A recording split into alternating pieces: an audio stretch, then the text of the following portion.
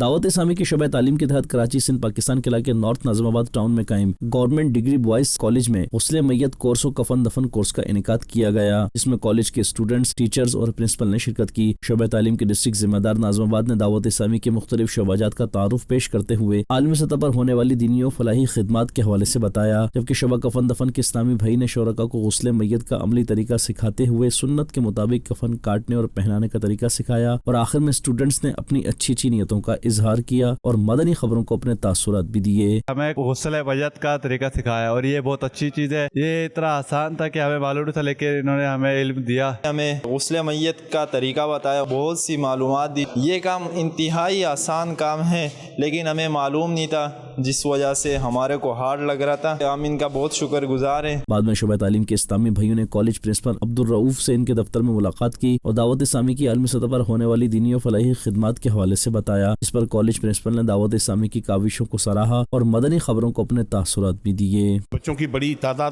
100 کے اندر بچے جو ہے وہ ہمارے ہال میں موجود تھے، جن کو پریکٹیکلی سکھایا گیا، تدفین غسل کا مرحلہ اور دین کے حوالے سے سمجھایا گیا۔ ہم جو ہیں دعوت اسلامی کے بہت شکر گزار و مشکور ہیں۔